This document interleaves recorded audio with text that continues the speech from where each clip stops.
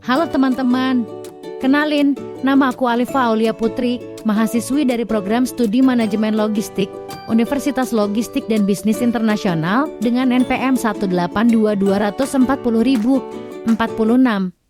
Di video kali ini aku mau ajak kalian jalan-jalan ke masa lalu dan juga mengintip masa depan. Kita bakal bahas sesuatu yang mungkin kelihatan sederhana, tapi sebenarnya punya sejarah panjang dan peran besar dalam kehidupan kita sehari-hari, yaitu layanan pos.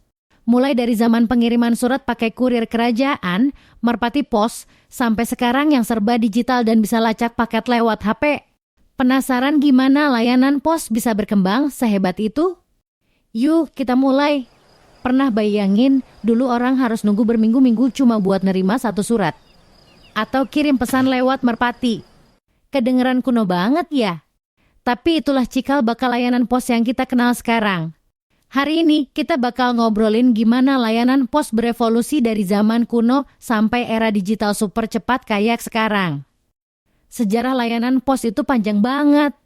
Di Mesir kuno, surat-surat dikirim lewat kurir kerajaan.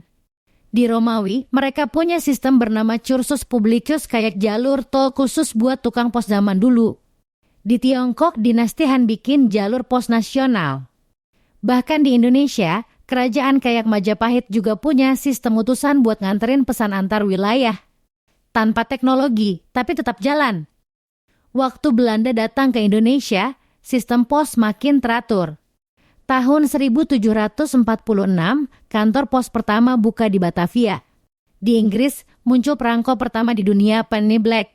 Ini bikin layanan pos jadi makin praktis karena orang bisa bayar di muka, nggak perlu bayar kurir di tempat.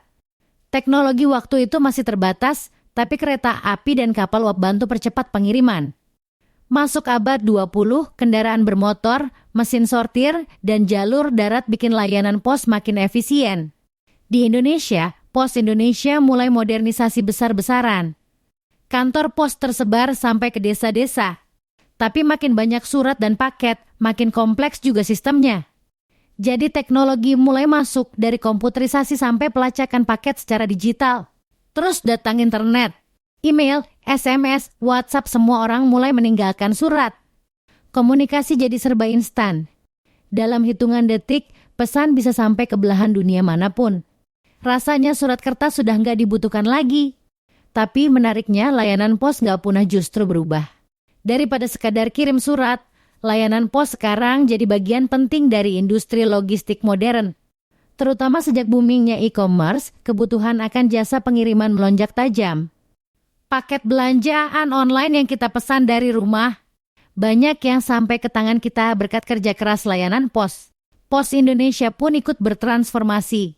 Mereka sekarang pakai sistem pelacakan atau tracking real time, aplikasi mobile untuk cek status kiriman, dan integrasi langsung dengan berbagai platform e-commerce.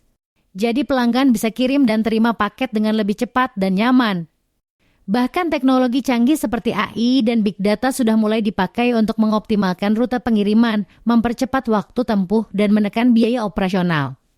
Pos bukan lagi sekadar pengantar surat, tapi jadi bagian penting dari ekosistem digital dan ekonomi nasional. Kedepannya, layanan pos bakal makin canggih. Di beberapa negara maju, teknologi pengiriman sudah mulai melangkah ke arah futuristik. Misalnya, drone sudah digunakan untuk mengantar paket ke wilayah yang sulit dijangkau kendaraan biasa. Cepat, efisien, dan bisa menjangkau area terpencil tanpa terhalang kondisi jalan. Nggak cuma itu, kendaraan tanpa sopir atau self-driving delivery vans juga mulai diuji coba. Ini bisa mengurangi ketergantungan pada tenaga kerja manusia dan menjaga efisiensi pengiriman meski dalam kondisi kekurangan kurir. Di sisi keamanan dan transparansi, teknologi blockchain sedang dikembangkan untuk menjamin keamanan data pengiriman dan memastikan setiap proses tercatat secara akurat dan tidak bisa dimanipulasi. Ini sangat penting, terutama untuk kiriman penting dan bernilai tinggi. Walaupun sekarang orang jarang kirim surat pribadi, bukan berarti layanan pos jadi tidak relevan. Justru peran mereka tetap vital, terutama di wilayah pedalaman dan terpencil yang belum terjangkau jaringan logistik swasta atau infrastruktur digital. Layanan pos juga masih sangat dibutuhkan untuk mengirim dokumen resmi seperti akta, paspor, dokumen negara, hingga surat suara saat pemilu. Di dunia pendidikan dan kesehatan, pos punya andil besar. Mereka bantu kirim buku pelajaran, modul pembelajaran jarak jauh, hingga logistik medis seperti vaksin atau obat-obatan. Dengan terus beradaptasi dan mengadopsi teknologi baru, layanan pos menunjukkan bahwa mereka bukan bagian dari masa lalu tapi tetap relevan dan penting di masa depan. Mereka menjembatani jarak, mendukung ekonomi digital, dan melayani seluruh lapisan masyarakat tanpa kecuali. Dari merpati hingga email, dari perangko ke barcode, layanan pos sudah melalui banyak perubahan. Tapi satu hal yang tetap sama, tujuannya, yaitu menghubungkan orang, menyampaikan pesan, dan menjaga komunikasi tetap hidup. Kalau kamu suka sejarah dan teknologi kayak gini, jangan lupa like, subscribe, dan nyalain notifikasinya ya. Sampai jumpa di video berikutnya.